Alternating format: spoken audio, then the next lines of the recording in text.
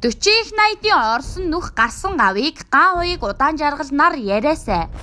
Нүүрсний хулгай ловер авилгатай холбоотой 13.8 тэрбум төгрөгийн л тогтоогдол илрүүлэл хийснээ хуулийнхан хэлж байна. Тэгвэл 43 их 80 986 тэрбумын хохирол шамшигдууллыг хизээ олох юм бэ? Монголын гарамгай мөрдөгчд, авилгатай тэмцэгчд тагнуулч та. Засгийн газар Хүрэл Батар Дорж ханд гээд олон хүн нүүрсний хулгайг ихнээс нь ярьсан. Дорж ханд 40 их 80-ийн дүнтэй хулгай болохыг өнгөтөөр ярьсан. Энэ 40 их 80 гэдэг бол бодит тоо гээд маш тодорхой ярьсныг ард түмэн мэднэ. Гэтэл өнөөдөр бүтэн жил тойрч байхад нүүрсний хулгайчдыг юр илрүүлэхгүй байна. Илрүүлэхийг хүсэхгүй байгаа байдал их байна гэдгийг Монголын ард түмний мэлмийн сонор харж дуулаад л байна. Эрх баригч Монгол Ардын нам гэхэд нүүрсний сонсголыг явуулахгүй явуулна гэдэг хоёр бүлэг үүсэж энэ хагарал даамжирна гэдгээр нийтлэлүүд цувах боллоо. Энэ бол Монгол Ардын намд эрх баригчдад л нүүрсний хулгай эзэд байна гэдгийг тод харуулж байна. Сонгуул болоход ердөө 8-9 сар үлдэж Монгол Ардын нам эрх баригчид нүүрсний хулгайчийг олж цээрлүүлэхгүй бол ард түмнээс санал гордоод огтхон ч хэрэггүй.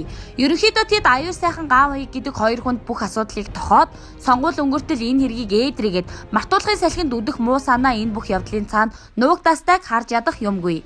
Аюул сайхан өөртөө нүүрсний асуудлыг тохвол бүгдийг ярина, бүгдээрээ хамтдаа хар гэрт явна гэж хэлсэн гэдэг тухай мэдээлэгдээд л байсан. Саяхан хөвсгөлийн уулзалт гэдэг зүйл боллоо гэд хэвлэлээр бичигдээд байна. Аюул сайхан хөвсгөлд яваагүй байгаа да. Нүүрсний чигийн хэрэг төвөгт орооцолтогсод хөвсгөлөөр ихээхэн гороолсон тухай мэдээллүүд удахгүй гарах байх. Эрдэнэс 5-7 захирал байгаад игээтэл хаан шахуу болсон байсан ган уяг гэдэг хүн түгжигдээд жил болох гэж байна. Энэ хүн баригдаад явахдаа тэрийгээ та нар бариач тийм л юм бол гэж орилсон гэдэл мэдээлэгдсэн, яригдсан. Тэр гэж хин нарыг хийлв. Тэд нарыгаа одоо ган уяг ярих хэрэгтэй дээ. Хин дүүлчилж нүүрсний асуудлыг хулгай болгож хуулийг гიშгчснээ ярих нь эх орны эрх ашигт чухал. Ган уяг гэдэг хүн ганцаараа 40 их 80-ыг хулгайлах ямар ч боломжгүй. Аюул сайхан тэр хоёр хавсраад алгахныг л цогсон байх 40 их 80-ийнхаа. Их хэмжээний хулгайг хийхэд систем хэрэгтэй байх. Систем гэдэгт бол эрх мэдэл хамжигчид, хулгай схем, хамгаалагчдад гээд цогц бүрдэц хэрэгтэй байх. Маш тодорхой нэг зүйл ажиглагддаг ард түмэнд. Тэр бол 40 их 80-ийн хулгайг хийлгсэн удирдагчтай тэр удирдагч одоо 40 их 80-ийн хулгай асуудлыг дарах аяныг удирдах байгаа гэдэг логик маш тодорхой байна шүү дээ. Тиймээс оюун эрдэнэ ерөнхий сайд ард түмнээсээ дэмжлэг ирнэ гэдэг үгийг хэлээд байгаагаар ойлгогддог. Удаан жаргал гэдэг хүн гадаадад дүрвээд жил тойрлоо.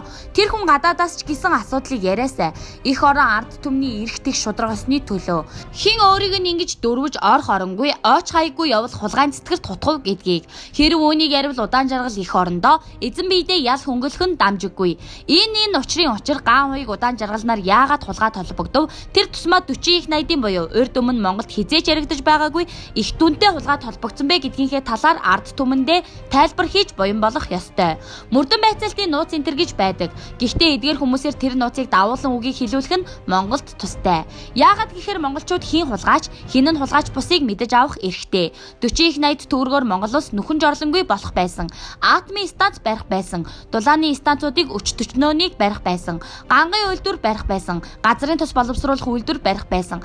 Ахмадуудынхаа тэтгэврийг нэмэх байсан. Хүүхдийн мөнгөө нэмэх байсан. Эвдэрхий замуудаа энэ тэгш болгох байсан. Их өрүүдэд төлөх байсан.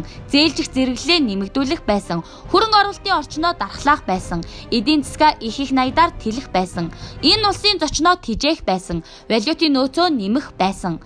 Ийм их боломжоо алдсан тул энэ 40 их 80-ийн Орсын нүх гарсан авийг ган уяг удаан жаргалнаар яриасай. Учиг тэдэнд бий. Тиймээс нэгийг нь түгжээд удлаа, нэг нь дүрвээд удлаа.